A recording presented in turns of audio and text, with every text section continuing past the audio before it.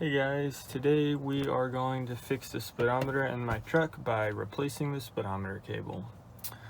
This is a 1974 Ford F100.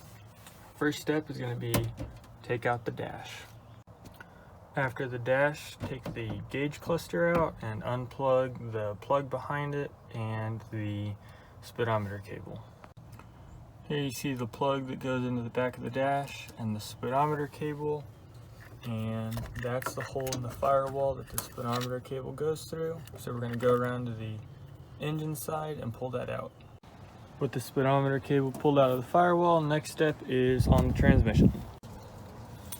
This is our speedometer cable here, and you can see that's the problem with it. So there's a bolt right there that'll come out, and the rest of the speedometer cable comes out. So this is the new cable. So you got to take this clip off here and pull the orange gear off, and then it'll go right onto this one, and then it'll be ready for install. Once you get the new cable in, it's just running it back up to the firewall into your dash and putting it all back together. Thanks for watching.